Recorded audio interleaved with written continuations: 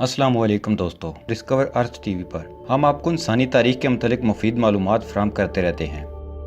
आज की इस वीडियो में हम आपको इंसानी तारीख के एक अजीब व गरीब वाक़या के मतलब बताने जा रहे हैं।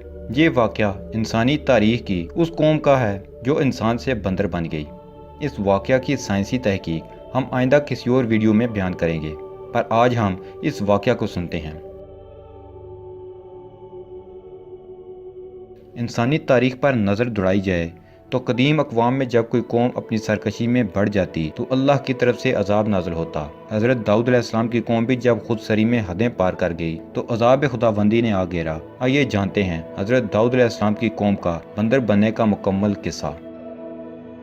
आगे बढ़ने से पहले हमारे चैनल को सब्सक्राइब कर लें और बेल आइकन दबा दें ताकि जब भी नई वीडियो अपलोड हो आपको नोटिफिकेशन मौसूल हो जाए। रवायात के मुताबिक हज़रत दाऊद अलैहिस्सलाम की कौम के 70,000 आदमी अकबा के पास समुंदर के किनारे एला नामी गांव में रहते थे और ये लोग बड़ी फराकी और खुशहाली की ज़िंदगी बसर करते थे। अल्लाह ताला ने इन लोगों का इस तरह इम्तिहान लिया कि हफ्ते के दिन मछली का शिकार उन लोगों पर हराम फरमा दिया और बाकी दिनों में शिकार हलाल, मगर इस तरह इन लोगों को आजमाइश में मुब्तला फरमा दिया कि हफ्ते के दिन बेशुमार मछलियाँ आती थीं और दूसरे दिनों में बहुत ही कम आती थीं। अब यही वक्त था जब नेक लोगों ने अपनी लालच के जज्बात को काबू में रख कर अल्लाह के हुक्म पर अमल करना था, पर लालच का जज्बा गलबा पाने लगा तो वो हीले की तलाश करने लगे कि कैसे हफ्ते के दिन मछली का शिकार किया जा सके, क्योंकि बाकी दिनों में तो शिकार कम था। तो शैतान ने इन लोगों को ये हीला बता दिया कि समुंदर से कुछ नालियां निकाल कर खुश्की में चंद हौज बना लो और जब हफ्ते के दिन इन नालियों के जरिए मछलियां हौज में आ जाएं तो नालियों का मुंह बंद कर दो और उस दिन शिकार ना करो बल्कि दूसरे दिन आसानी के साथ उन मछलियों को पकड़ लो। इन लोगों को ये शैतानी हीलाबाजी पसंद आ गई और उन लोगों ने ये नहीं सोचा कि जब मछलियां नालियों और हौजों में मुकैद हो गईं तो यही उनका शिकार हो गया, तो हफ्ते ही के दिन शिकार करना पाया जो उनके लिए हराम था। इस मौका पर इन यहूदियों के 3 गिरोह हो गए। कुछ लोग ऐसे थे जो शिकार के इस शैतानी हीला से मना करते रहे और नाराज व बेजार होकर शिकार से बाज रहे। दूसरे कुछ लोग इस काम को दिल से बुरा जानकर खामोश रहे, दूसरों को मना न करते थे बल्कि मना करने वालों से ये कहते थे कि तुम लोग ऐसी कौम को क्यों नसीहत करते हो जिन्हें अल्लाह ताला हलाक करने वाला या सख्त सजा देने वाला है।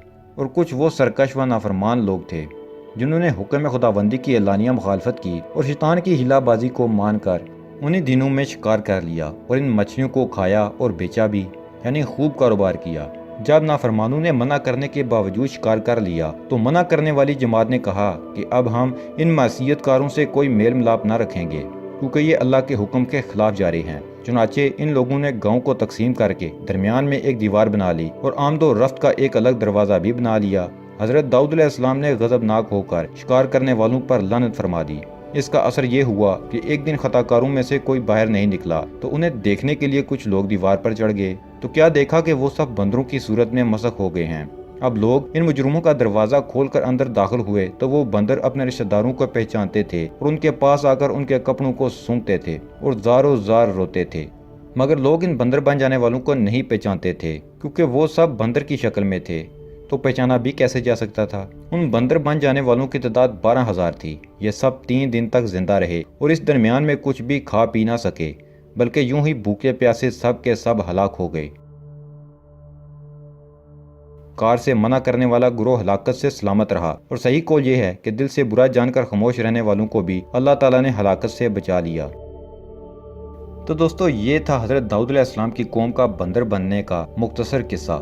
इस किस्से से हमें यह सबक मिलता है कि अल्लाह के हुक्म की नाफरमानी करके हम अपनी दुनिया भी गंवाते हैं और आखिरत भी। अगर हम अल्लाह के हुक्म के आगे सर तस्लीम खाम कर दें तो हमारी दुनिया भी कामयाब और आखिरत भी कामयाब हो जाएगी।